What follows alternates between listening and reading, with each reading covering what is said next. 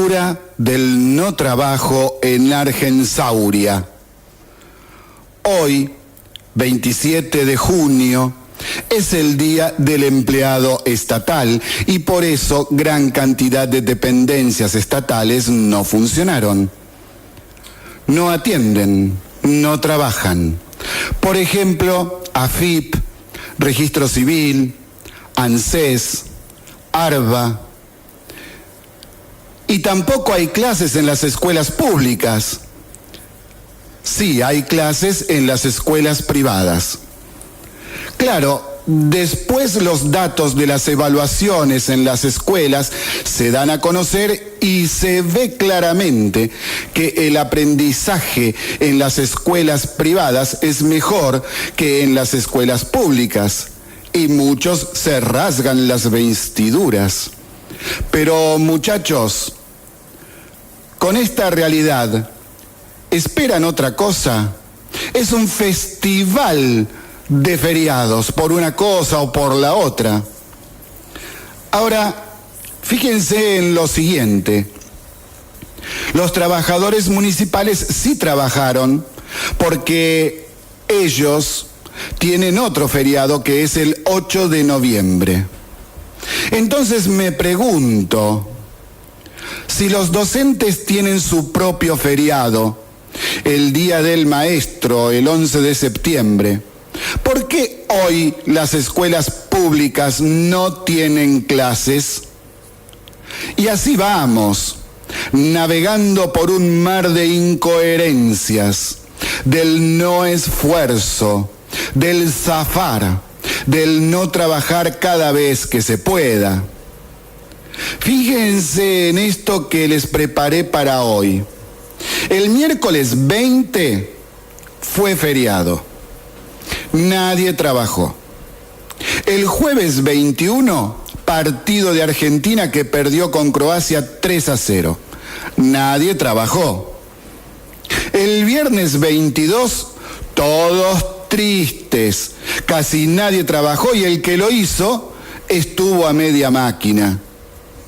Sábado y domingo, bueno, fin de semana, casi nadie trabajó.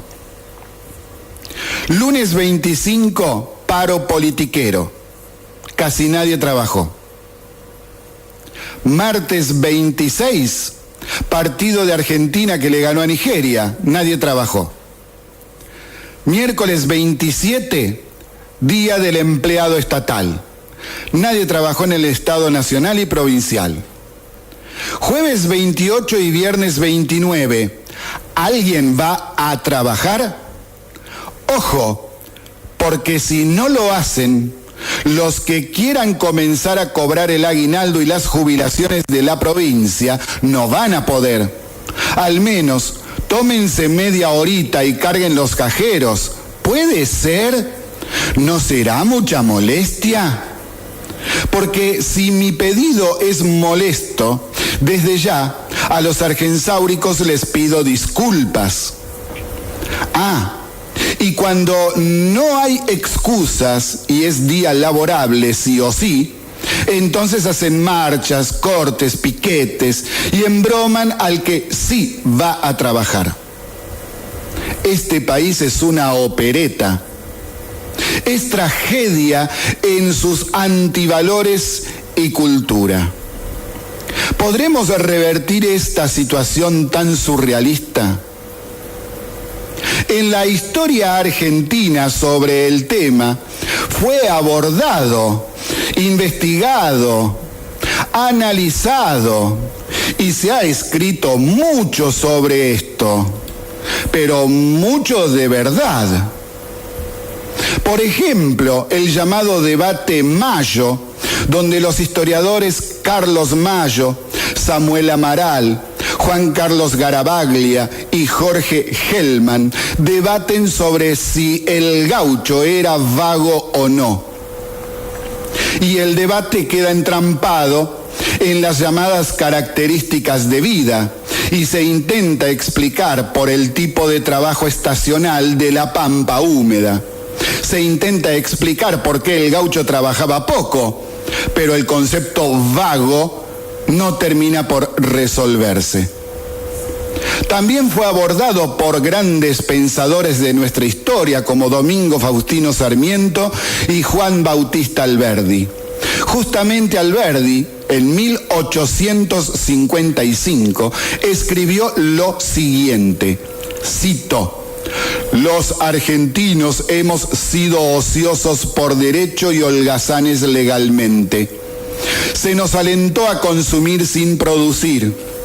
Nuestras ciudades capitales son escuelas de vagancia, de quienes se desparraman por el resto del territorio después de haberse educado entre las fiestas, la jarana y la disipación. Nuestro pueblo no carece de alimentos, sino de educación, y por eso tenemos pauperismo mental. En realidad, nuestro pueblo argentino se muere de hambre de instrucción, de sed de saber, de pobreza de conocimientos prácticos y de ignorancia en el arte de hacer bien las cosas. Sobre todo, se muere de pereza, es decir, de abundancia. Quieren pan sin trabajo, viven del maná del Estado, y eso les mantiene desnudos, ignorantes y esclavos de su propia condición. El origen de la riqueza son el trabajo y el capital. ¿Qué duda cabe que la ociosidad es el manantial de la miseria? La ociosidad es el gran enemigo del pueblo en las provincias argentinas. Es preciso marcarla de infamia. Ella engendra la miseria y el atraso mental de los cuales surgen los tiranos y la guerra civil, que serían imposibles en medio del progreso y la mejora del pueblo. Fin de la cita. Este tema también tiene que ver con no tener afianzado el valor de la educación. Si una persona no está conforme con su trabajo, si no le gusta, y todos los días tiene que levantarse temprano, aunque llueva o haga frío o calor, y tiene que hacer labores que no lo confortan, que no lo hacen sentir pleno, entonces hay una incongruencia entre sus expectativas de vida y lo que es su realidad. Pero para ganarse el trabajar en lo que a uno le gusta, en lo que a uno lo entusiasma, debe estudiar. Y muchos argentinos no lo saben. Terminamos este editorial con lo que parece ser la canción preferida de muchos argensáuricos. No vamos a trabajar, no vamos a trabajar, no vamos a trabajar, no vamos a trabajar. Esta nos gusta a todos. Ciudadanos, les informamos que desde ahora se pudrió todo. Buenas tardes a todos, ¿qué tal? ¿Cómo les va? En esta tarde del 28 de junio del 2018, siendo las 17:11 horas, estamos comenzando con Se pudrió todo. Y este programa tiene un sitio web o bitácora o blog, como le guste decir, en donde puede encontrar todos los audios de los programas anteriores, documentos e informes sobre lo que aquí desarrollamos, sobre todos los temas, y nos pueden encontrar también en Twitter, en Facebook, Google+, YouTube, y si quiere enviarnos algún mensaje por correo electrónico, su dirección es sepudriotodo887 @gmail.com. Como se ha escuchado recién, hemos repetido el editorial del día de ayer. ¿Por qué? Porque en este programa les vamos a contar otras cuestiones referentes al problema del no trabajar. Por ejemplo, el diputado provincial Castelo presentó un proyecto de ley para quitar ese feriado del 27 de junio, ya que cada sector de empleados estatales tiene ya su día feriado. Pero, además, porque esta semana hubo varios paros sectoriales como los aduaneros que hacen paro hoy y mañana, lo mismo la semana que viene. Y el martes que viene hay paro nacional de docentes llamado por la CETERA para protestar por los problemas que existen con los docentes de Chubut. Claro, nada dijeron en todo este tiempo sobre lo que sucede en Santa Cruz, que desde el año 2016 no tienen paritarias, sus salarios están congelados, se los reprime a cada tanto cuando van a protestar a la gobernación y se les paga con atrasos de hasta 5 meses. Ni hablar de ese tema, ¿no es cierto? Claro, es Santa Cruz, gobernado por el kirchnerismo. Además, diversos sindicatos hacen paros todos los días. Hay paro de un sindicato o del otro, y al otro día otro sindicato. Y así todo el tiempo, conflicto tras conflicto, a pesar de que las paritarias están todas abiertas. Pero el asunto acá no pasa por ponerse de acuerdo, no pasa por el acordar. Es más, se niegan a acordar para seguir con el conflicto. Incluso cuando el sindicato acuerda, igual hacen paro, como los camioneros y aerotransportistas que la semana pasada anunciaron que arreglaron una nueva paritaria hasta diciembre con un 25% de aumento, pero hicieron igual el paro del lunes.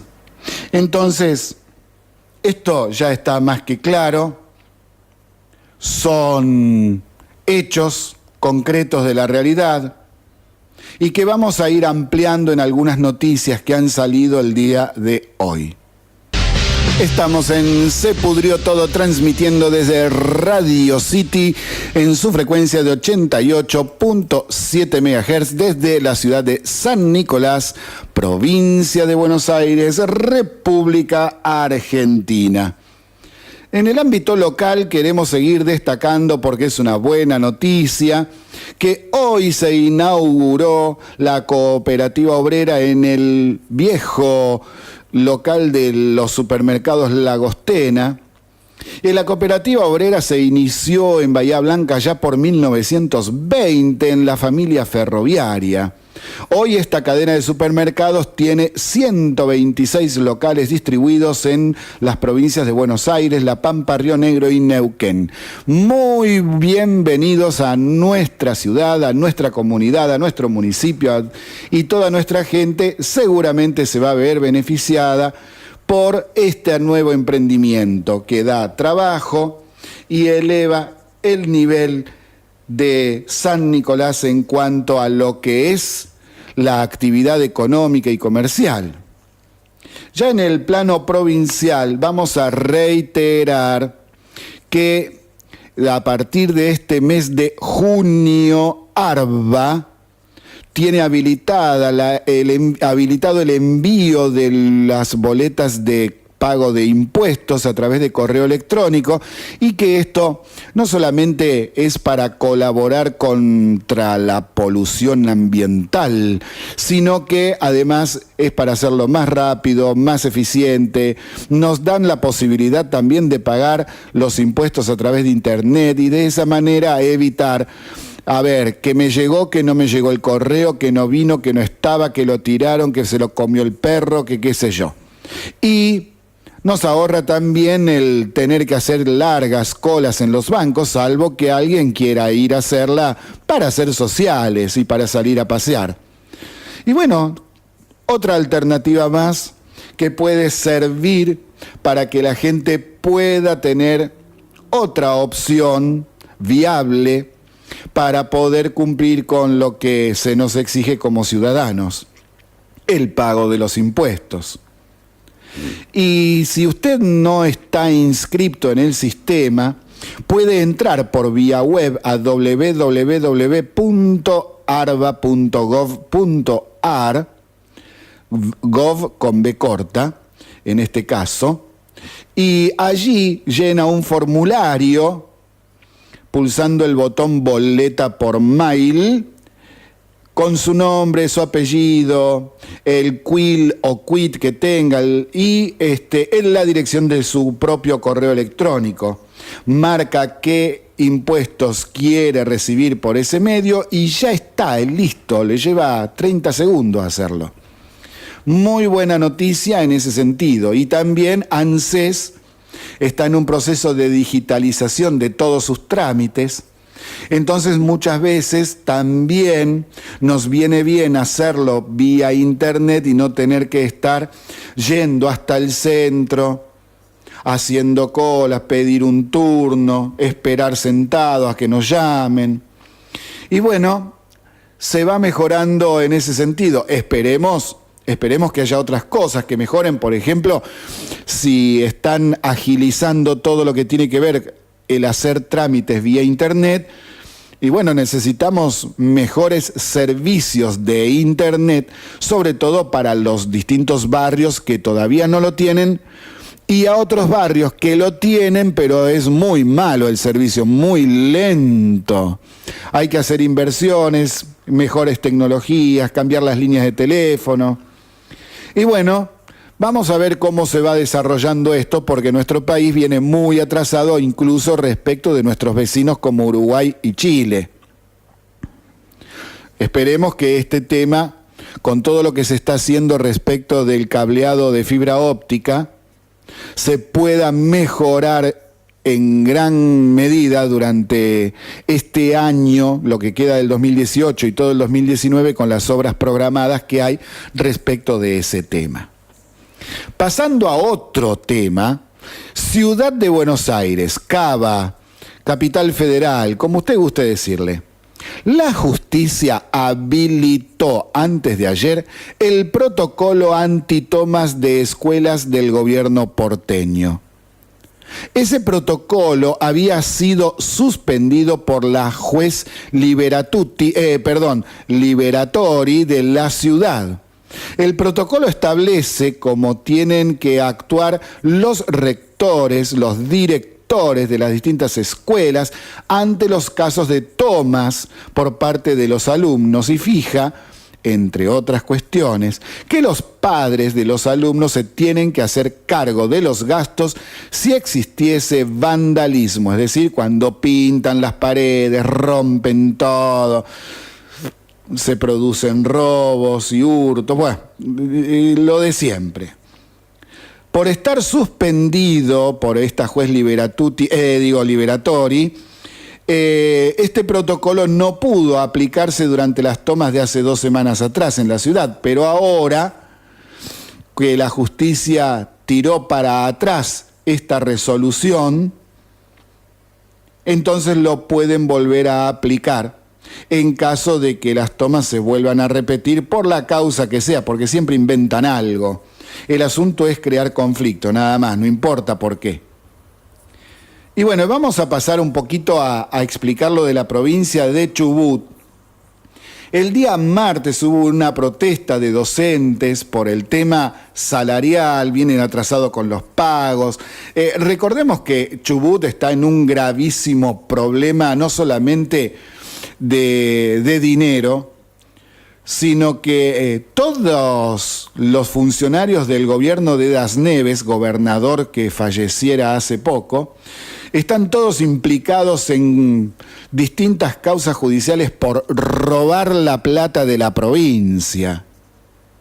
Entonces hubo una gran manifestación el día martes pasado de docentes y la policía de la provincia reprimió hasta incluso utilizando gas pimienta y algunos hasta con balas de goma. Entonces, ¿qué es lo que pasó?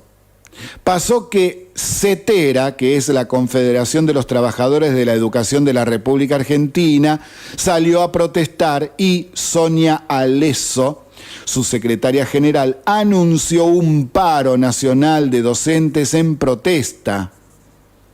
Un paro nacional por lo que pasa en Chubut.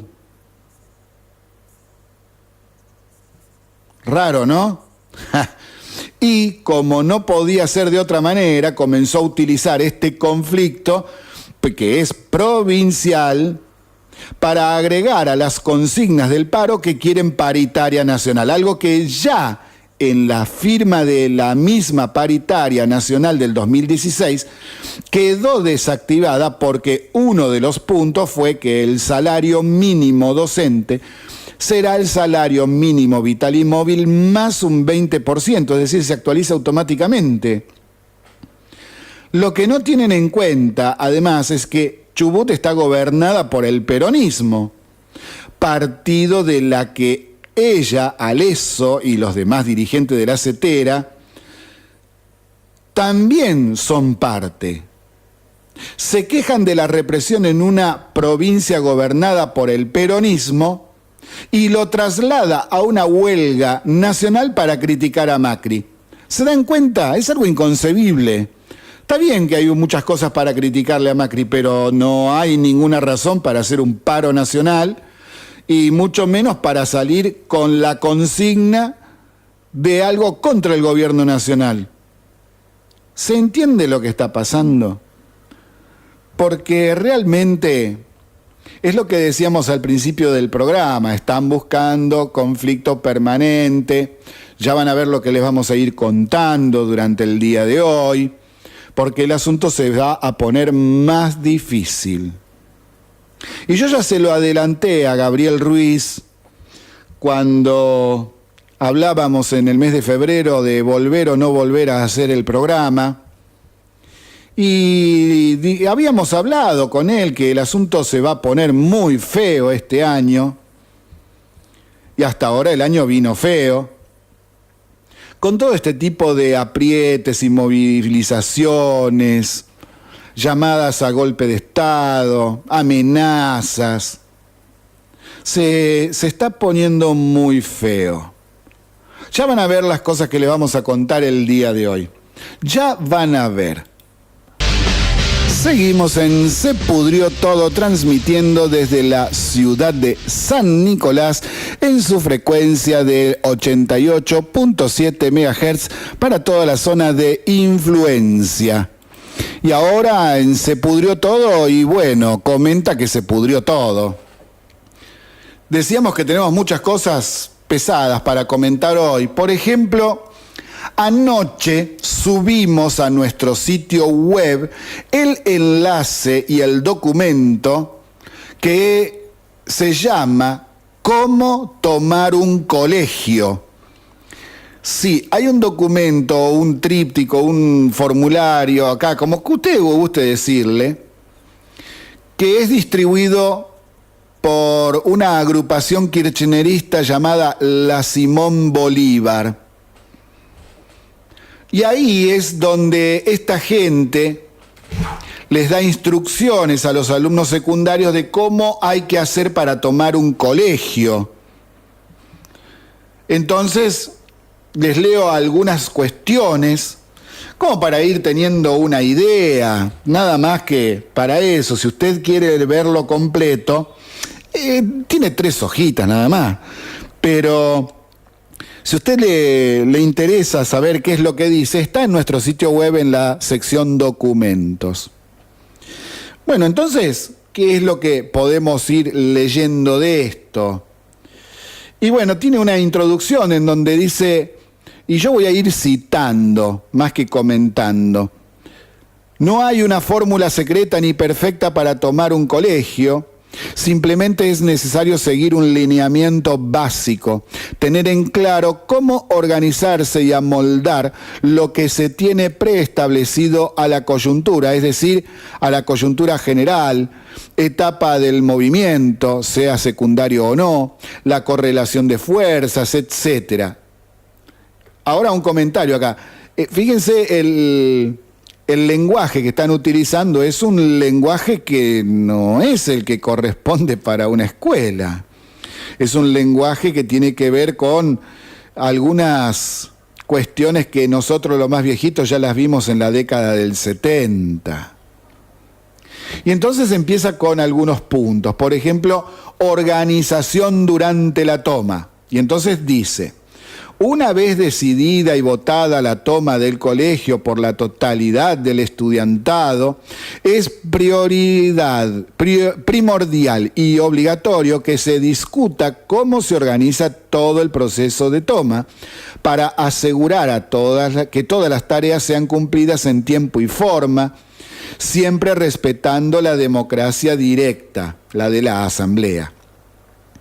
Para que se respete esto, entonces, plantean la organización de distintas comisiones como comida, seguridad, prensa, difusión, hasta incluso limpieza, algo que parece que los que toman escuelas nunca hicieron.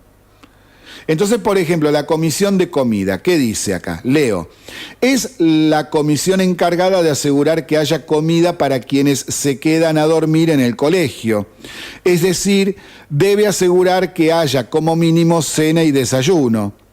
Puede ocuparse del almuerzo, pero al ser este un horario en el que la gente entra y sale del colegio, es más fácil acceder a alimentos que en los horarios en que el colegio se encuentra cerrado. Bueno, esto, corto la lectura acá y aclaro, esto es porque acá el asunto es que se refiere a los padres, por ejemplo, y a algunos docentes que están con este movimiento de las tomas. La otra comisión es seguridad y dice, es una de las comisiones más importantes, es la encargada de cuidar la institución y sus ocupantes de ataques externos.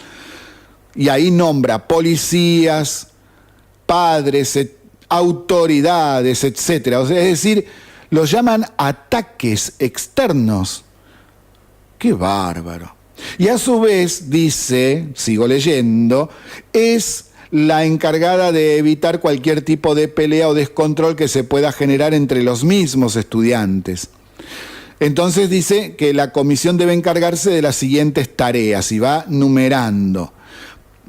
A. Cerrar todos los accesos al exterior con barricadas en caso de ser necesario, aclara. Y siempre con gente custodiando los mismos ingresos. B. Debe impedir el ingreso de cualquier persona no admitida en el establecimiento por la asamblea. Y acá empieza a nombrar y dice, ¿quiénes no son los admitidos? Docentes, autoridades, periodistas, padres, alumnos ajenos al colegio, alumnos del colegio que puedan llegar a ser una amenaza, etc. Claro, acá lo que está diciendo es que, como se ha visto en las últimas tomas del 2017 y del 2018, la mayoría no estaba de acuerdo con tomar el colegio. Eso ya quedó totalmente aclarado. Después, más adelante, dice C. Generalmente las autoridades son advertidas de la posible toma del colegio y pueden llegar a atrincherarse en la rectoría y vicerrectoría, etc. Y que esto debe ser evitado. Y así con algunos otros puntos más, no lo quiero hacer largo. Pero también está el tema de la comisión de prensa, que es la encargada de difundir la toma hacia la externa, dice, está mal redactado. Bueno, es decir, hacia los medios de comunicación, hacia otros colegios, universidades o hacia quien se crea necesario. En el caso de los medios, se deben llamar a los medios seleccionados. Repito esto, en el caso de los medios, se deben llamar a los medios seleccionados. ¿Por qué? Y bueno, en las últimas tomas llamaban a Crónica TV y a C5N, y no llamaban a, por ejemplo, TN o el canal de televisión de La Nación, no llamaban al programa de Feynman en A24. ¿Se entiende esto? Llamaban a los que son más afines al kirchnerismo. Más adelante, con respecto de este tema, También habla de la comisión de limpieza, como le estaba diciendo, que es la encargada, dice, de limpiar el establecimiento, barrer, trapear, etc. Debe hacerlo con los elementos que los no docentes le presten, o en este caso, o en todo caso, si los no docentes no acceden a prestarlos, deben conseguirlo de sus casas o de donde les sea posible. Es importante que no solo se ocupen de limpiar, sino de hacer que los compañeros ensucien lo menos posible para reducir el esfuerzo que conlleva limpiar un área tan grande, pero también para hacerles tomar conciencia de que un colegio sucio generaría una mala reacción de la externa del movimiento secundario, es decir, plantean el tema de la limpieza para evitar las críticas posteriores, pero parece que los muchachos a esta comisión no la formaron nunca porque es un desastre como dejan las escuelas luego de las tomas. También hay recomendaciones, diríamos, podríamos decirlo así, acerca de cómo realizar la asamblea, cómo organizarla, qué actividades deben hacer. Bueno, si quieren ver este documento, repito, está en nuestro sitio web, en la sección documentos. ¡Qué bárbaro! Y bueno, así es como los partidos políticos se meten de lleno directamente en las escuelas para adoctrinar, para ir formando sus cuadros. Y así vamos en este país. Anda a tomar una escuela a Estados Unidos, a España, a Francia, va a ver lo que te pasa. ¿Pero qué va a tomar la escuela? Por favor. Y no me voy a países tan lejanos. Quedémonos acá en nuestros vecinos. Ya que mucha gente dice, soy progresista, bueno, anda a Cuba a tomar una escuela. Anda a Cuba, anímate. Tómale una escuela a Maduro en Venezuela. Por favor, dejemos de mentir. ¡Qué bárbaro! Bueno, vamos a entrar de lleno al ámbito económico, porque hay mucha gente que sigue asustada, que está asustada. Hoy, ¿qué pasa? Que no se entiende qué es lo que está sucediendo.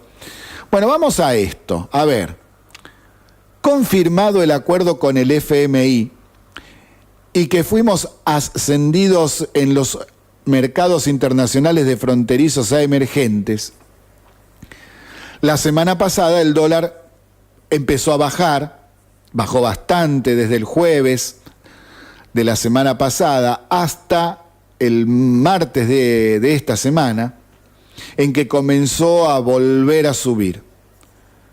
También habían subido muchísimo las valuaciones de nuestras empresas en las bolsas del mundo, habían subido hasta un 15%, había bajado el riesgo país a niveles mucho más bajos de lo que teníamos años anteriores. Pero las acciones subían y todo eso, todo estaba bien. Parecía que todo se encaminaba para bien y la situación se tranquilizaba. Pero ayer miércoles, bajaron las acciones, subió el dólar, y el riesgo país llegó a los 600 puntos en los mercados internacionales. Entonces, ¿qué pasó? Veníamos todo bien y de golpe otra vez con problemas. Bueno, el asunto es el siguiente. Lo que pasó es que el problema en sí es del exterior, no es interno de la Argentina. Sucedió que los fondos de inversión dieron la orden el día de ayer a la mañana, de vender acciones y bonos en todos los países emergentes. No fue un problema nuestro, se debe a lo que está pasando en el mundo. El dólar se sobrevaluó en todo el planeta Y allá también vendieron acciones y la bolsa de Wall Street también bajó. Es decir, mucha gente vendió acciones y se quedó con los dólares en la mano. Y algunos lo habrán puesto a plazo fijo, todo eso, porque allá las tasas también aumentaron.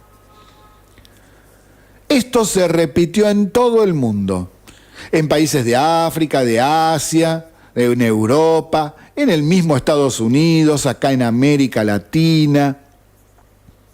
Les doy un ejemplo, la bolsa de Pekín en China ya acumula 21% de caída. 21%. Ahora, ¿por qué? Porque hoy, jueves 28 de junio, se da a conocer el Producto Bruto Interno de los Estados Unidos de este último semestre, 6 meses. Y el dato es que Estados Unidos creció en 6 meses, con las medidas de Trump, 2,2%, y es mucho más de lo que se esperaba el año pasado. Entonces, ¿qué significa esto? Que Estados Unidos es mucho más poderoso hoy que a fines del año pasado, y por eso la moneda se revalúa y todas las monedas del mundo caen y se devalúan. Por eso es que en Argentina el dólar aumentó un poco. Al crecer así un 2,2% en este primer semestre, el dólar se revaluó y los fondos de inversión del mundo quisieron pasarse al dólar y por eso vendieron muchas de sus acciones, no todas, vendieron una parte. Y también lo hicieron los fondos de inversión y entonces, al vender muchas acciones en la bolsa, hay mucha oferta de acciones y entonces el precio cae. Todos los países emergentes cayeron no menos de un 10% en esta semana. Ahí entramos nosotros. Todo esto se está dando en medio de una guerra comercial entre China y Estados Unidos, en donde se amenazan mutuamente con la suba de los aranceles. Es decir, le dice Trump, al acero que viene de China le pongo 25% de aumento. Y los chinos dicen, Yankee, le mielda, si vos me haces eso, yo te pongo arancel a todo elemento tecnológico que venga de Yanquilandia. Y entonces están así aumentándose los impuestos, amenazándose con trabas, con quitarles mercados de esto, de lo otro. Hay una guerra comercial ahí. Y hasta que no se pongan de acuerdo entre estas dos principales potencias, el asunto va a seguir conflictivo en todo el mundo. Y entonces fíjense lo que venimos diciendo desde el año pasado, en el sentido de que el peronismo aprovecha junto con la izquierda cualquier circunstancia para crear conflictos. Entonces se quejan de todo. Entonces un problema entre Estados Unidos y China principalmente, con la revalorización del dólar en todo el mundo, es utilizado acá para generar más conflicto y expresar su preocupación y que vamos a hacer paro y que esto y que el otro. Ya explicamos varias veces que el paro es la última alternativa que tienen los sindicatos cuando no hay ningún tipo de arreglo y está cortado el diálogo. Acá no hay ningún diálogo cortado. Pero bueno, acá el asunto pasa justamente por crear problemas. Y entonces, antes de entrar directamente en todo este tema de la Argentina, qué es lo que está pasando con la economía y los movimientos políticos que están haciendo los gobernadores, qué está haciendo la oposición, nos vamos a distender para prepararnos para lo que se viene, que es muy pesado. Seguimos en Se Pudrió Todo, transmitiendo desde Radio City en su frecuencia de 88.7 MHz desde la ciudad de San Nicolás, provincia de Buenos Aires, República Argentina, para toda la zona de influencia. Vamos entonces al panorama nacional a explicar un poquito qué es lo que estaba pasando acá con el tema económico y político. Fíjense lo que venimos diciendo desde el año pasado, en el sentido de que el peronismo y la izquierda, el peronismo por lo menos en grandes sectores, quizá no sea todo, pero están ahí. Y la izquierda, que buscan la caída del gobierno. Lo último que estuvimos comentando fue sobre las declaraciones de Sobrero, el sindicalista ferroviario. Y bueno, todos los días aparecen este tipo de expresiones. Si no son de actores, son de referentes políticos, hasta incluso de diputados, sindicalistas y miles de adherentes que en las redes sociales se la pasan llamando al helicóptero. Para eso realizan acciones en distintos planos de la Argentina. Marchas, piquetes, proyectos de ley que elevan la crisis del déficit fiscal, proponiendo cosas demenciales, amenazas, llamados al golpe de Estado para que caiga Macri, etc. Acá les traigo otro ejemplo. Los sindicatos que tienen dirigencia del peronismo, no todos, pero la mayoría, todo el tiempo están en conflicto y no quieren arreglar nada, no ponen la firma en las paritarias, por ejemplo. ¿Y qué ejemplo podemos dar? Bueno, en la provincia de Buenos Aires los sindicatos docentes. Lo hacen a propósito de justificar lo injustificable. Resulta que empleados aduaneros realizan hoy jueves y mañana viernes un paro nacional.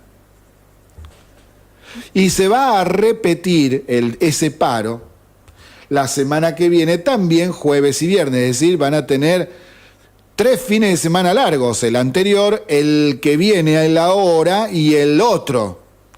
Parece que a los muchachos les gusta viajar. Es la cultura del no trabajo.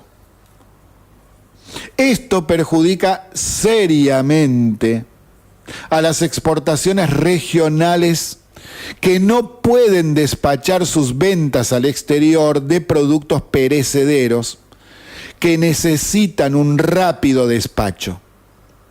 Por ejemplo, la fruta. Por los paros, miles de toneladas quedan varadas en los puertos y gran parte se termina pudriendo, haciendo imposible su exportación. Y tampoco pueden cumplir con los contratos ya firmados en la venta y transporte.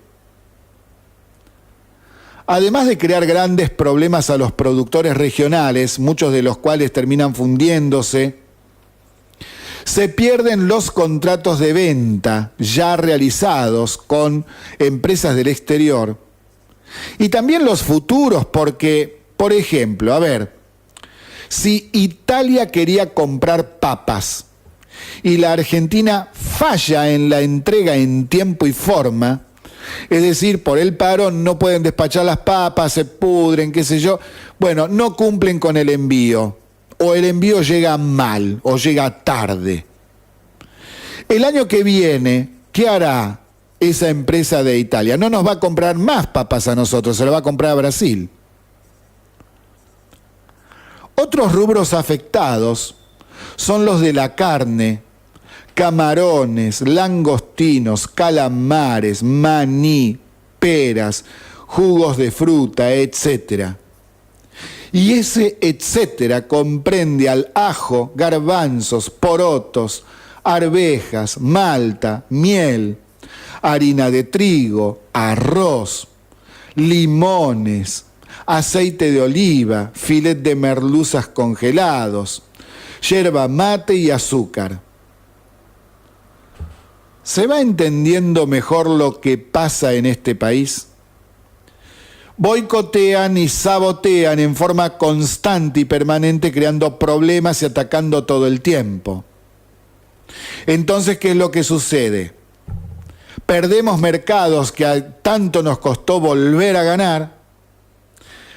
Los productores empiezan a tener gravísimos problemas porque no reciben el dinero de su producción.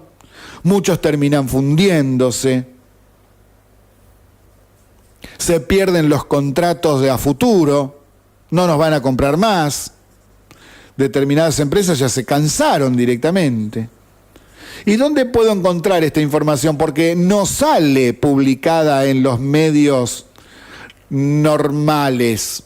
Por ejemplo, qué sé yo, a ver, Clarín, Nación, Tiempo Argentino, Página 12, el sitio web Infobae, no tienen nada de esto. Y cuando alguno de estos publica algo es muy chiquito y no explica nada, no da datos. Entonces, ¿dónde conseguir esta información? Bueno, se pudrió todo, tiene conocidos en distintos lugares, conocidos virtuales, conocidos personales, a los cuales siempre les está pidiendo información. Pero además, hay que meterse, por ejemplo, si usted tiene internet, en los diarios regionales.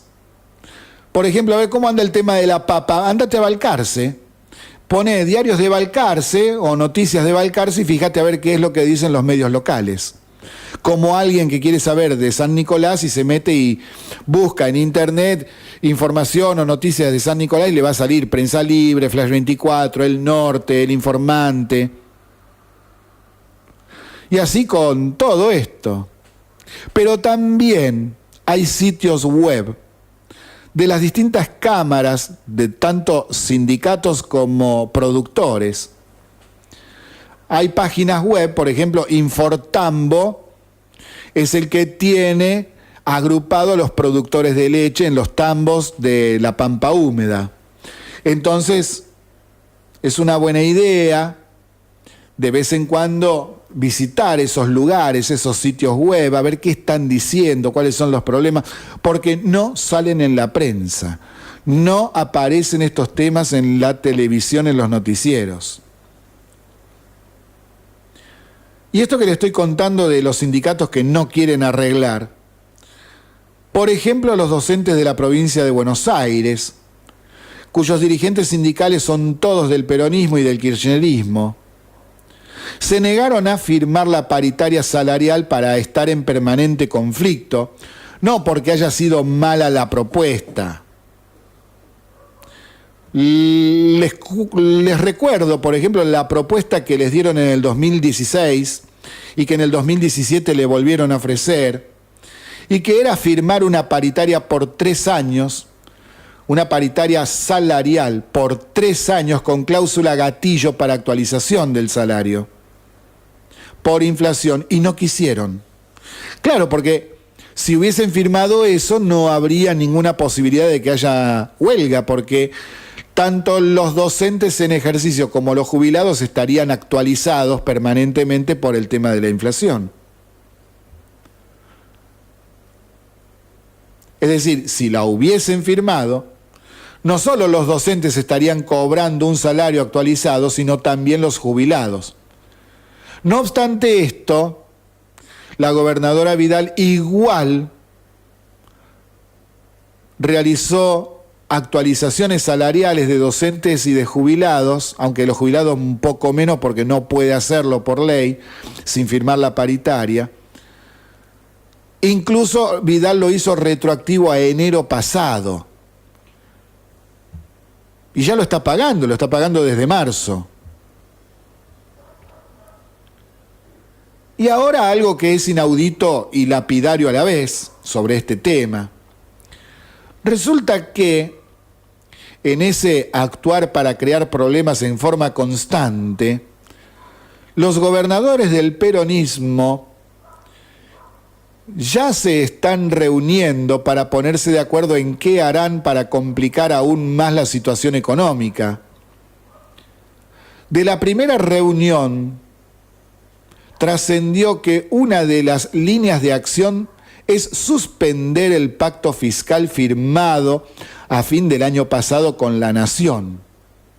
Un pacto fiscal que les permitió a las provincias terminar con su déficit fiscal crónico, ya que les aumentaron más del 30% las transferencias por impuestos desde la Nación, algo que el kirchnerismo le había quitado desde la presidencia de Néstor Kirchner.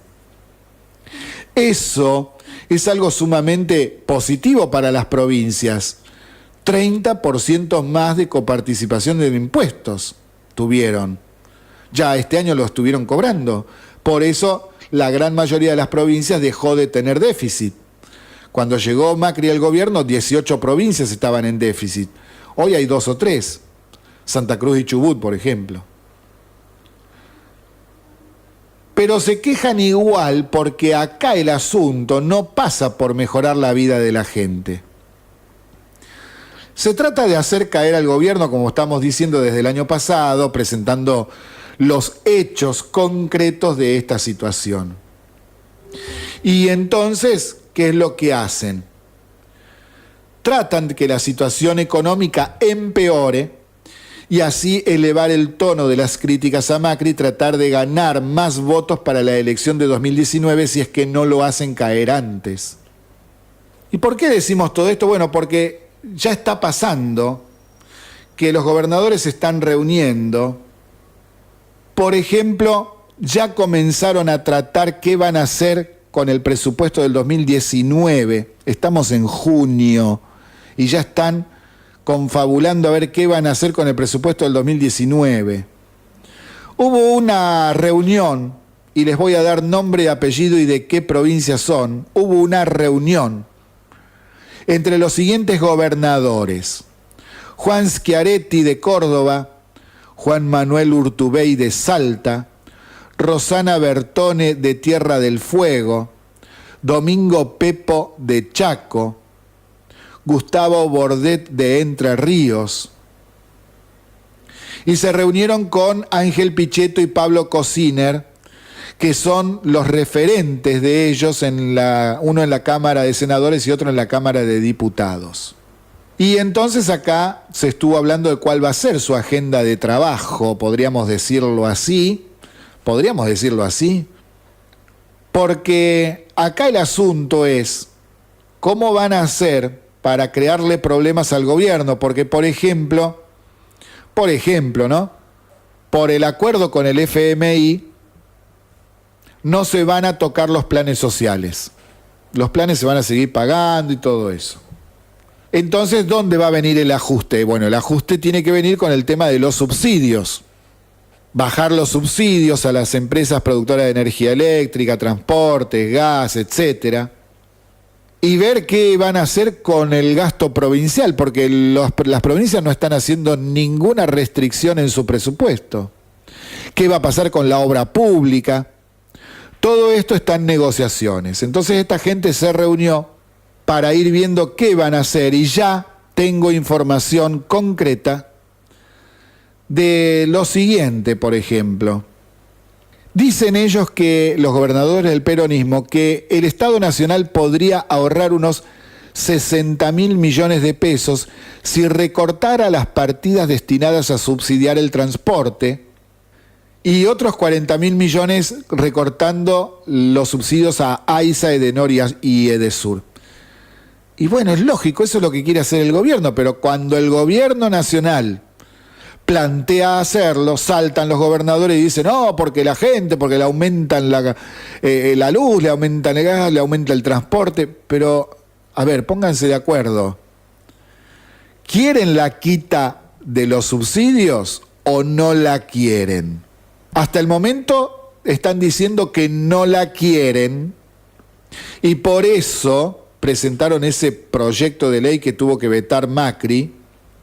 Pero ahora en esta reunión están diciendo lo contrario. Dicen, sáquenle dinero a la provincia de Buenos Aires, 60.000 millones de pesos pueden recortar ahí con AISA, Edenor y Edesur si le quitan los subsidios. Claro, pero si yo le quito los subsidios solamente a los de la provincia de Buenos Aires, ¿qué pasa con las demás provincias? Ah, no, ellos no quieren, porque claro, ellos no gobiernan la provincia de Buenos Aires, quieren que se arme el despelote en la provincia de Buenos Aires. ¿Se entiende esto?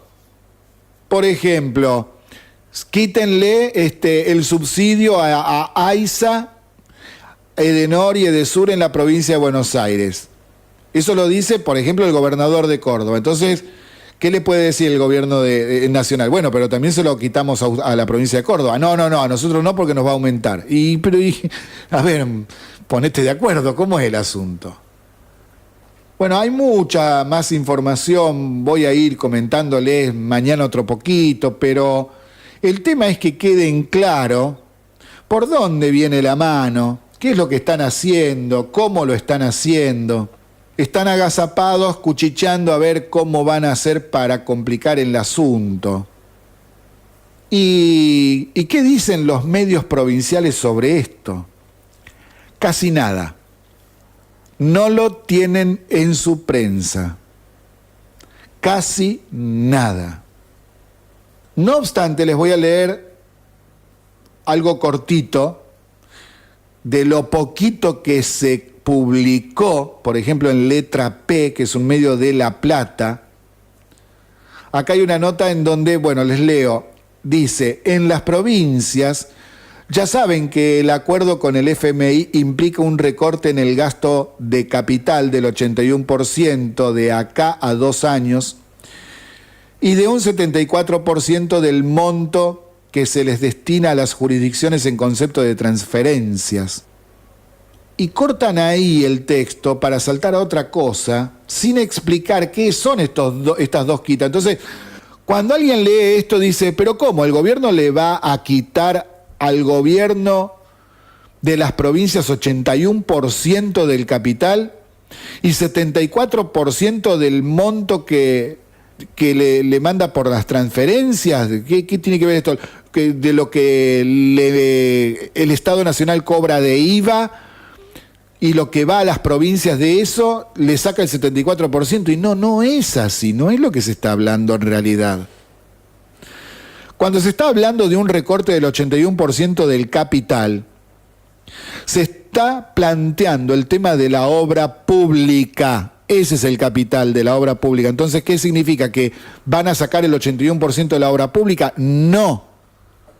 Lo que están diciendo es que hoy el Estado pone 100 y a partir del 2019 el Estado tiene que poner 19, no 100. ¿Y quién va a poner el otro 81%? Bueno, ahí está el plan de los PPP que venimos explicando desde el año pasado. Los de la participación privada, en donde este mes de junio, este mes, el gobierno nacional ya arregló 6 de las licitaciones por varias autopistas y rutas. Ya dio resultado, ya hay muchas empresas, incluso extranjeras, que están muy interesadas en participar en la obra pública de esta manera. Pero los medios como Letra P, que es cercano al peronismo y al kirchnerismo, no lo están planteando así, no lo explican. ¿Y qué es el otro 74% del monto que se destina en concepto de transferencias? No son las transferencias de los impuestos, son otro tipo de transferencias que tienen que ver con otros rubros, que son transferencias que no tienen nada que ver con los impuestos ni nada de eso. Por ejemplo, transferencias de emergencia. Por ejemplo, ahora Chubut no puede pagarle a los docentes este mes. No le pagó, por eso el despelote que hay en Chubut. Entonces, ¿qué tiene que hacer el gobierno nacional? Y darle la plata porque en Chubut se robaron todo. Eso es lo que corresponde, que nosotros terminemos pagando el choreo de que se hacen la gente de Chubut que votó a delincuentes. Querido, si votaste delincuente, bancátelo. Sacalos en la próxima elección. ¿No te diste cuenta que eran ladrones? Porque ese dinero después no lo devuelven nunca a las provincias. Recordemos lo que decíamos hace unos días atrás. Las provincias le están debiendo a las distribuidoras de energía más de 15.000 millones de pesos. No le pagan a las empresas. Entonces acá hay muchas cuestiones que son mentiras, información sesgada, cortada, armado los textos para confundir a la gente y mentirles.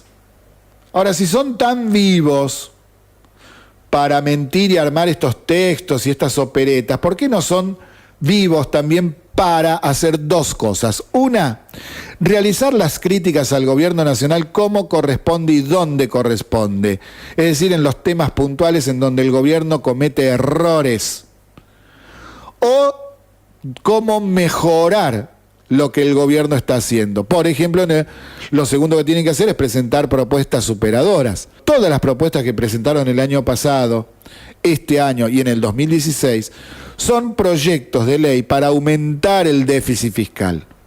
Por ejemplo, el tema del aborto. ¿Quién va a pagar eso? El aborto gratuito.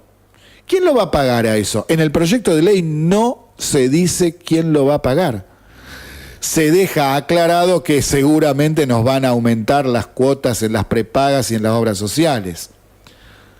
Ahora, el que no tiene prepaga ni obra social tiene que ir al hospital público, y el hospital público lo pagamos también nosotros. No hay una sola letra de dónde sacar la plata. ¿Se va entendiendo? Y esto provoca mayor déficit fiscal. Estamos en Se Pudrió Todo, transmitiendo desde la ciudad de San Nicolás, provincia de Buenos Aires, República Argentina, para toda la zona de influencia. Y como les estuve prometiendo en el bloque anterior, vamos a hablar del tema del aborto con alguna cuestión que es pesada. Pero antes de eso les presento un ejercicio de historia. Fíjense en esto. Hoy hablaremos de una persona que nació el 4 de agosto de 1900, en Pergamino, provincia de Buenos Aires, y falleció el 18 de enero de 1983. Se recibió de médico en la Universidad de Buenos Aires en 1927. Con el título bajo el brazo, se radicó en Cruz del Eje, Córdoba, entre 1929 y 1963. La gente lo llamaba el apóstol de los pobres, por su dedicación a los enfermos sin recursos, viajando en bicicleta, burro, caballo, sulky o a pie para llevar su atención y medicamentos que él mismo compraba. A veces le pagaban, por ejemplo, con una gallina o huevos, o unos bizcochitos hechos en el fogón austero de la pobreza. Si era necesaria una ambulancia, él mismo pagaba la nafta. De noche se reunía a jugar cartas con sus vecinos, daba una vuelta por el comité político y se ponía a leer. Siendo miembro de la Unión Cívica Radical, accedió a varios cargos por elecciones. Fue diputado provincial de Córdoba entre 1936 y 1940. Fue vicegobernador de Córdoba entre 1940 y 1943. Fue diputado de la Nación por Córdoba entre 1948 y 1952. En 1962 fue elegido gobernador de Córdoba, pero no pudo asumir por el golpe de Estado de ese año que invalidó las elecciones. ¿Ya sabe de quién estamos hablando? Si todavía no se dio cuenta, le cuento que fue presidente entre el 12 de octubre de 1963 y el 28 de junio de 1966. Cuando asume como presidente de la Nación, desde Casa de Gobierno le mandaron hacer un traje de gala para la ocasión. Al recibirlo en su despacho, el doctor sacó su billetera preguntando cuánto debía, lo cual sorprendió a los presentes porque el presidente de la Nación quería pagar ese traje. Iba desde la residencia de Olivos hasta la Casa de Gobierno en colectivo y en subte, y sin custodia. Durante su presidencia lo apodaron Tortuga, pero en realidad se llevó todo por delante. El presupuesto educativo llegó al 23% del Producto Bruto Interno, que además aumentó.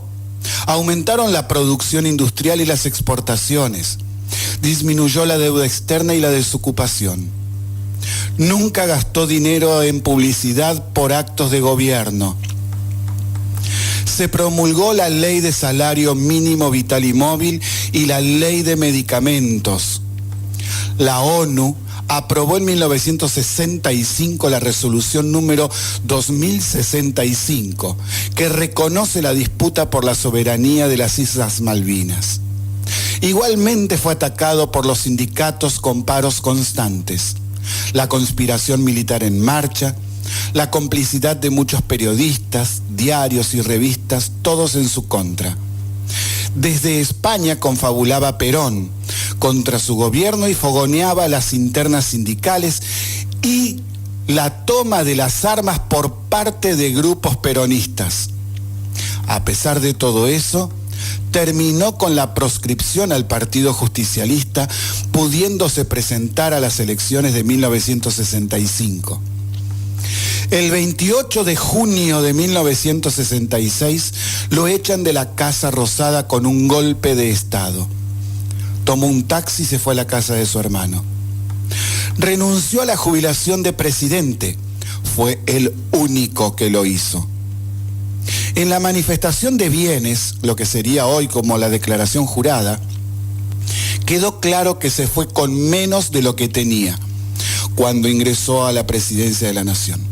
Solo le quedaban la casa en Cruz del Eje, que le había sido donada con el aporte de 4.000 vecinos y sus pertenencias existentes en la residencia de Olivos. 3 trajes grises, un traje negro, 2 sacos sport, 3 camperas, 4 pulóveres, 8 camisas de vestir, 4 camisas de mangas cortas, 10 pares de medias, 3 pares de zapatos negros, ropa interior, corbatas. En el banco, ni un peso. Regresó a Cruz del Este para seguir ejerciendo la medicina y luego atender la panadería de un gran amigo. En palabras del premio Nobel Federico Leloir, su presidencia fue la edad de oro en las artes, la ciencia y la cultura. En enero de 1982 recibió el Premio Internacional Mahatma Gandhi por los servicios prestados para la humanización del poder. Y así recordemos un pensamiento de él. Dijo: jamás acepten los jóvenes que les cercenen el más importante de los derechos que tiene el ser humano, que es la libertad de pensar. Sí, un ejemplo de persona, honesto, incorruptible. Demostró sobradamente que la honestidad no es incompatible con la política. Si a esta altura, estimado oyente, no está seguro de quién estamos hablando, dejamos en claro que, hasta el momento, no dimos su nombre porque no está a la misma altura que el resto de nuestros presidentes pasados, presente y quizá futuros. Su nombre está más allá de lo que, lamentablemente, conocemos en este país como políticos. Ahora, sáquese el sombrero, haga una reverencia, tome la Constitución Nacional y extienda su mano para saludar al excelentísimo ciudadano don Arturo Humberto Illia. ¿Qué le pareció? ¿Y por qué lo ponemos hoy? Lo ponemos por una razón muy simple. Hoy, 28 de junio, se cumple otro aniversario del golpe de Estado que le hicieron y lo sacaron del poder. Y así vamos. Es parte de nuestra historia, es saber qué tenemos como país, cómo lo hicimos llegar a tener un problema tras otro, a tener tanta pobreza, tanto atraso tecnológico, tanto atraso en infraestructura, tantos conflictos con gente que busca permanentemente tener conflictos. Gente que hace cosas que son incomprensibles a la luz de lo que debería ser una república. Y por eso, ahora nosotros nos vamos a meter otra vez, una vez más, con el tema del aborto, porque ha pasado algo que es realmente muy grave. Y sí, hay una cuestión respecto del aborto muy seria que se produjo con Amalia Granata, que fue echada de Canal 9 porque publicó en su red social de Twitter un mensaje que, para los proabortistas, es feíto, ya que deja en evidencia una de sus mentiras más grandes. Resulta que una de las mentiras que dicen los proabortistas para justificar que se apruebe la ley de aborto legal y gratuito es que en Argentina se producen 50.000 abortos clandestinos por año y que de ellos hay miles que terminan en muerte de mujeres. Y acá, bueno, según la versión y quien lo diga, hay algunas que dicen 50.000 mueren por año, otras dicen 5.000. La realidad es que esa cifra nada tiene que ver con la realidad, ni la de los 500.000, ni 50.000, ni 5.000, nada que ver. Y según los datos del Ministerio de Salud, la cantidad de fallecimientos por hacerse abortos clandestinos varía año a año entre 30 y 40, 45 si quieren, más no. Ahora, ¿cómo lo saben? Bueno, porque cuando una persona fallece, ya sea en su hogar, en la calle o porque fue internada, se ven las causas del fallecimiento. Y si a una persona que se hizo un aborto clandestino se le complicó el asunto, termina, por ejemplo, fallecida, y bueno, el médico tiene que ir y ver por qué falleció, qué le pasó, o termina en un hospital para ser atendida, y ahí se ve.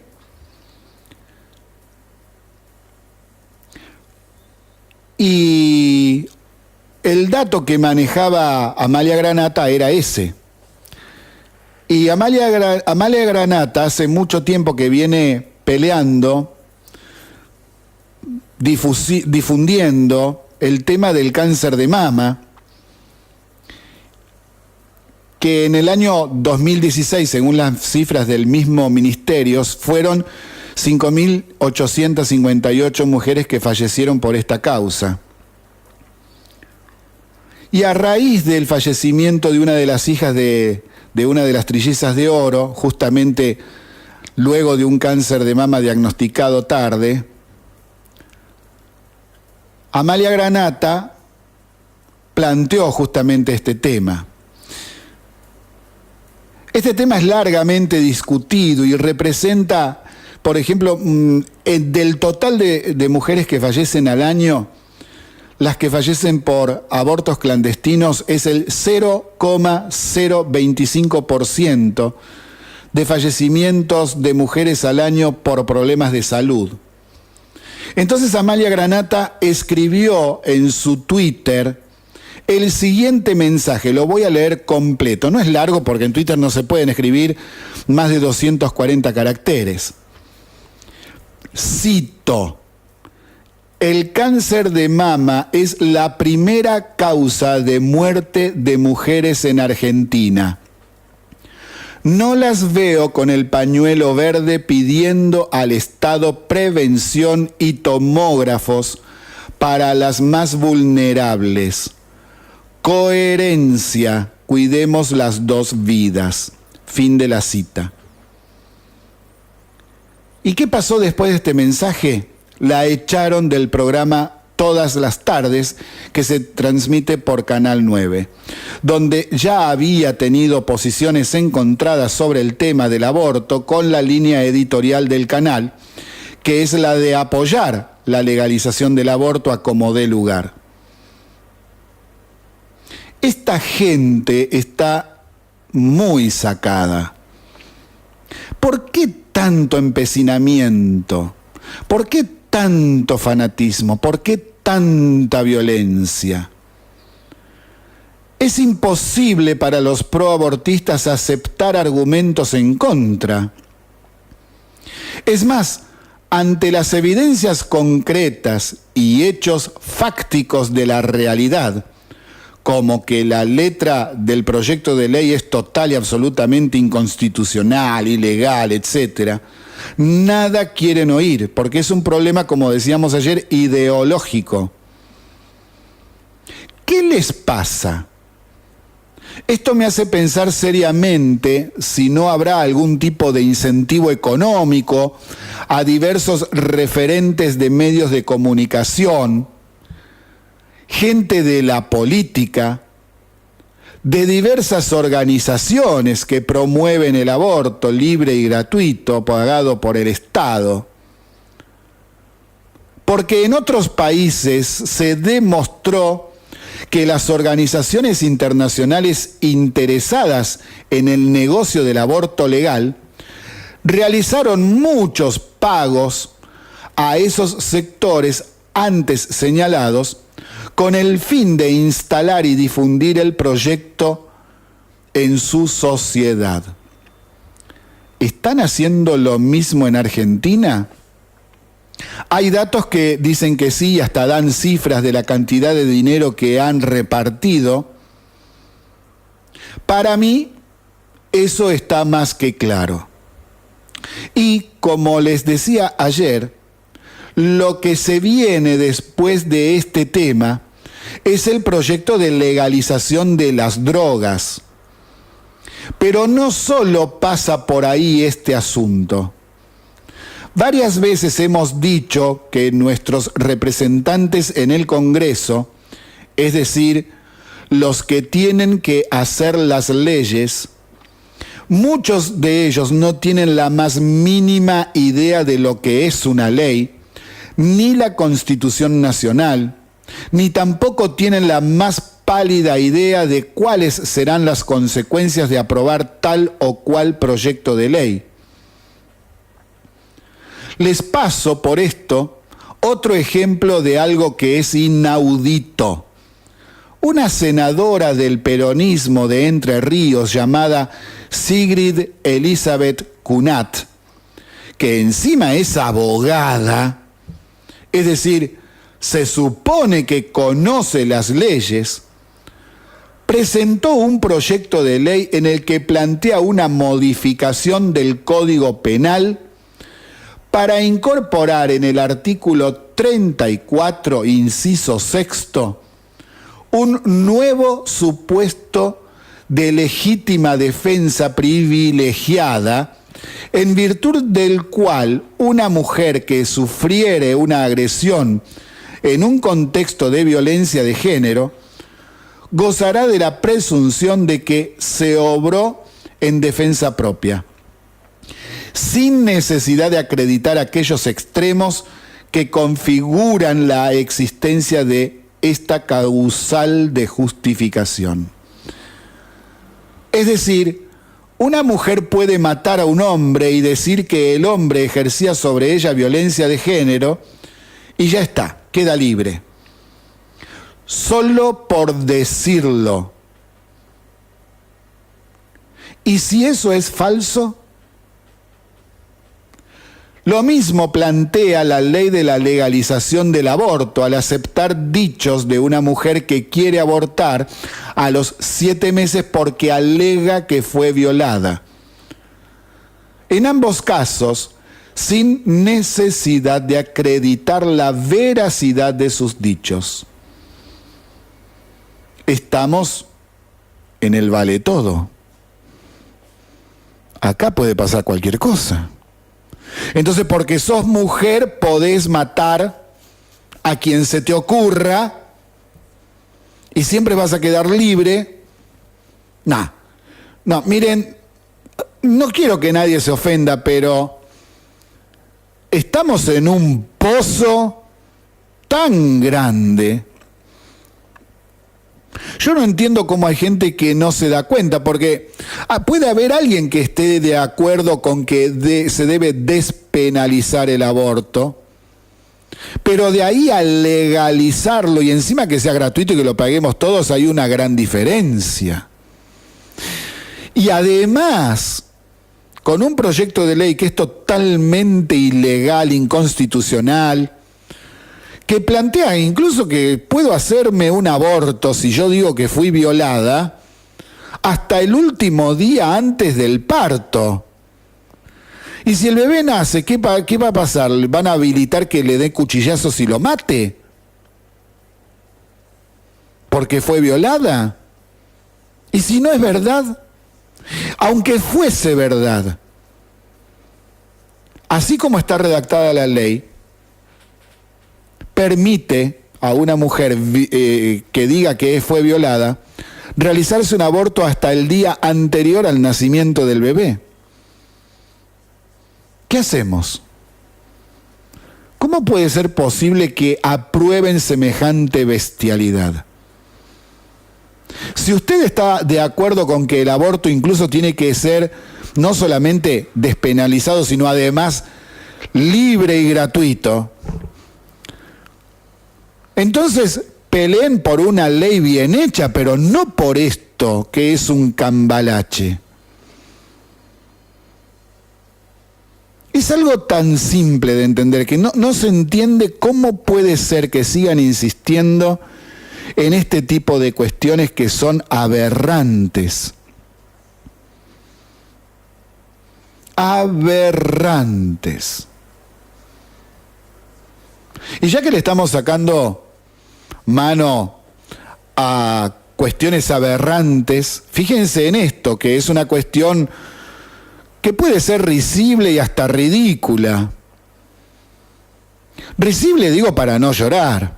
Se cumplieron ya 2 años desde que la Cámara de Diputados de la Nación aprobara el proyecto de ley de extinción de dominio, por la cual los bienes adquiridos por actos delictuales y corruptos pasan al Estado. La Cámara de Senadores la tiene hace 2 años cajoneada.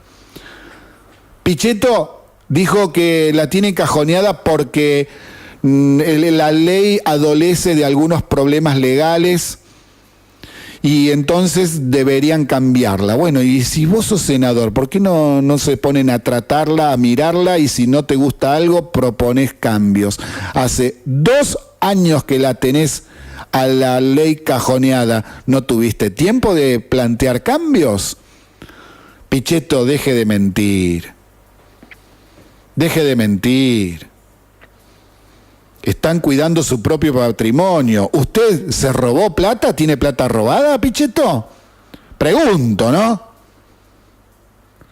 Y entonces, ¿por qué digo que esta cuestión hoy es risible y hasta ridícula? Porque fíjese lo que sucede.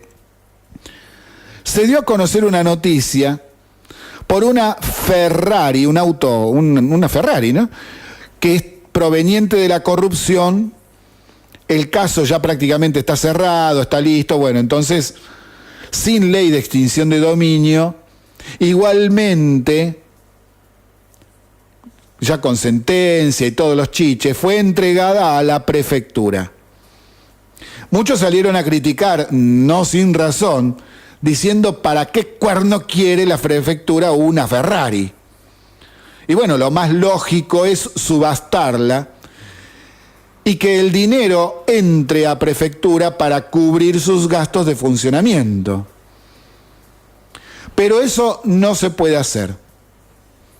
¿Y por qué no se puede hacer? Porque no hay ley que diga que una repartición oficial del Estado Nacional pueda mandar a subasta un bien que recibe del Poder Judicial proveniente de la corrupción. No tenemos ley sobre esto. ¿Y por qué? Porque la ley de extinción de dominio no fue votada todavía por el Senado y por ello no puede ser promulgada por el presidente de la Nación. Ahora, fíjese cómo es el asunto, ¿no? Porque el peronismo cajonea la ley y luego sale a criticar que no se subasta la Ferrari, porque las críticas de que la Ferrari fue a prefectura vienen del peronismo. Son unos caraduras. Realmente son unos caraduras. No se puede creer. Entramos en los últimos minutos de Se Pudrió Todo, que transmite por la 88.7 de la ciudad de San Nicolás, provincia de Buenos Aires, República Argentina. Y hoy ha sido un programa pesado, tratando de poner blanco sobre negro, explicando algunas cuestiones que están pasando, tratando de desenmascarar algunas mentiras, porque hay sectores que están muy sacados. Hasta incluso el gobernador peronista Schiaretti recibió agresiones de trabajadores de Luz y Fuerza el día de ayer. Son cosas que no se deben seguir soportando en el país, pero lo que pasa es que tampoco los meten presos. Acá cualquiera puede hacer cualquier cosa y no hay consecuencias. Y todo el tiempo están fogoneando y fogoneando y fogoneando. Y sobre esto, los fogoneadores tienen un gran maestro, que yo no sé si mucha gente sabe.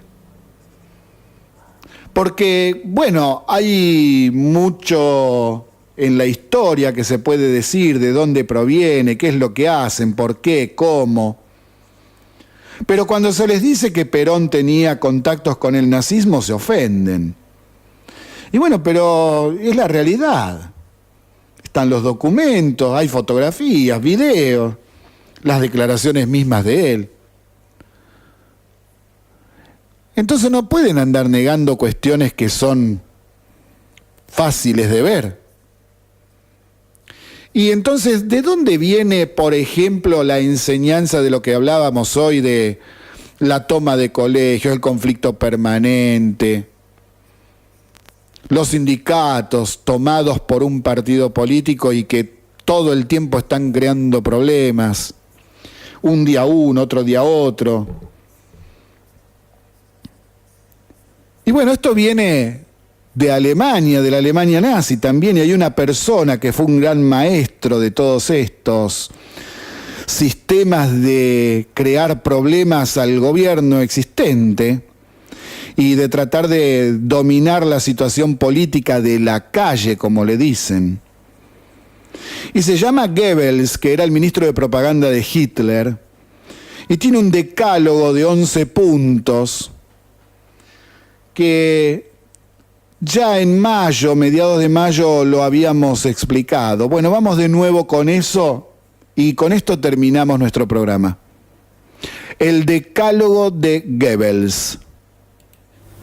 Decálogo de Goebbels. Joseph Goebbels fue el ministro de propaganda del Tercer Reich, Hitler, y uno de los colaboradores máximos de ese personaje. Más allá de su ideología política y social, sus ideas han sido la base de gran parte de la publicidad y aún hoy en día siguen vigentes en la comunicación externa y es utilizado por comunicadores de algunos partidos políticos también en el mundo, incluso en Argentina. 1. Principio de simplificación y del enemigo único. Adoptar una única idea quiere decir esto, un único símbolo. Individualizar al adversario en un único enemigo. El adversario hay que transformarlo en enemigo. 2. Principio del método de contagio. Es reunir diversos adversarios en una sola categoría o individuo. Los adversarios han de constituirse en forma individualizada. 3. Principio de transposición. Cargar sobre el adversario los propios errores o defectos respondiendo el ataque con un ataque. Es decir, si no podés negar las malas noticias, inventa otras que las distraigan. 4. Principio de exageración y desfiguración. Esto es convertir cualquier anécdota, por pequeña que sea, en una amenaza grave. 5. Principio de vulgarización. 5. Principio de vulgarización. Toda propaganda debe ser popular, adaptando su nivel al menos inteligente de los individuos a los que va dirigida. Cuanto más grande sea la masa a convencer, más pequeño ha de ser el esfuerzo mental a realizar. La capacidad receptiva de las masas es limitada y su comprensión escasa. Además, tienen gran facilidad para olvidar. 6. Principio de orquestación. La propaganda debe limitarse a un número pequeño de ideas y repetirlas incansablemente, presentadas una y otra vez desde diferentes perspectivas, pero siempre convergiendo sobre el mismo concepto, sin fisuras ni dudas. De aquí viene también la famosa frase: si una mentira se repite suficientemente, acaba por convertirse en verdad. 7. Principio de renovación. Hay que emitir constantemente informaciones y argumentos nuevos a un ritmo tal que cuando el adversario responda, el público esté ya interesado en otra cosa.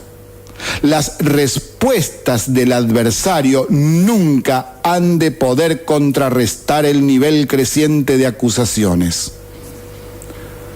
8. Principio de verosimilitud.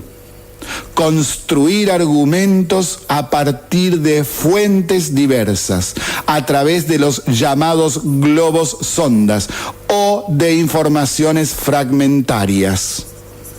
9. Principio de la silenciación.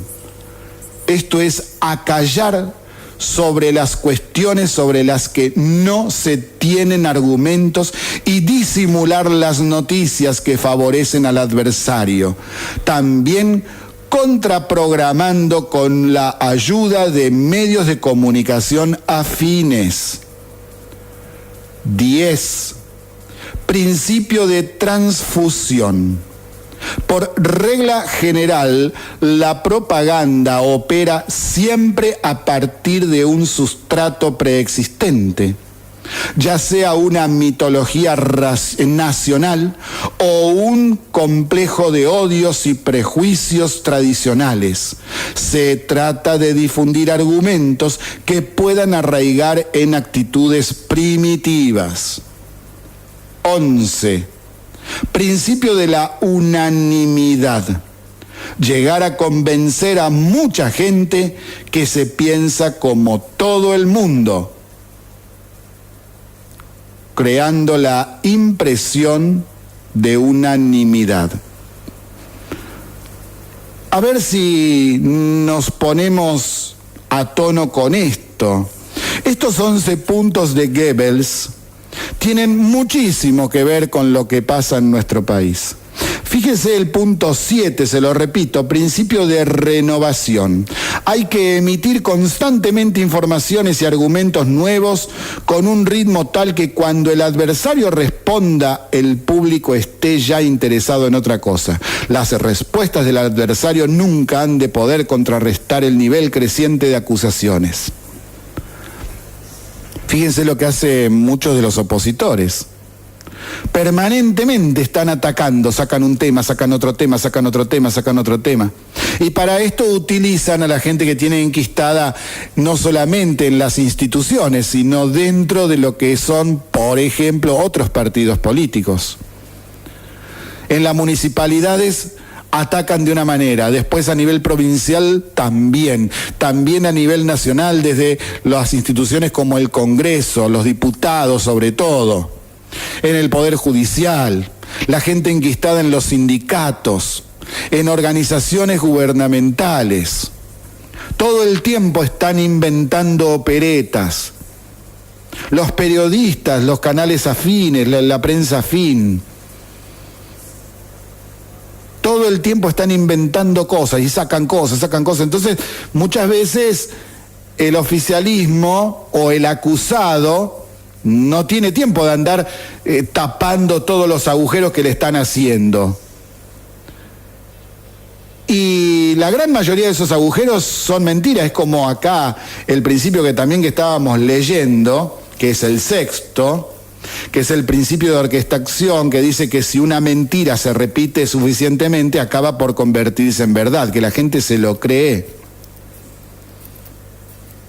Y entonces vamos al principio 11 en la relación y vemos que en ese principio de la unanimidad, si unos piensan así, todos empiezan a pensar así, entonces dicen la gente, todo el pueblo, toda la gente. ¿Vio cómo dicen por ahí algunos dirigentes políticos? Que generalizan y dicen todos. Generalizan justamente por eso, que quieren hacer eso. Ahora, también está el tema del principio de vulgarización, el 5. Toda propaganda debe ser popular, adaptando su nivel al menos inteligente de los individuos a los que va dirigida. No sigo leyéndolo porque me da dolor de estómago esto, pero tiene que ver con tratar a la gente de idiota, de estúpida, de ignorante, y no poder admitir que la gente puede aprender si haces las cosas bien. Es abusarse de la ignorancia de la gente. Por eso es que hay algunos partidos políticos que cuando gobiernan quieren destruir el sistema educativo. Cuanto menos instruida la gente, mejor. Son así. Esa es la realidad. Pero cuando alguien lo dice, mirá lo que está diciendo, ¿cómo se te ocurre? Pero es así, es la realidad. Podríamos seguir hablando de los otros principios, pero creo que ya se entendió lo que estamos planteando. Es algo realmente muy evidente. Muy evidente. ¿Se entendió? ¿Por qué se pudrió todo? Nos vemos mañana. Muchas gracias por estar del otro lado. Un abrazo a todo el mundo.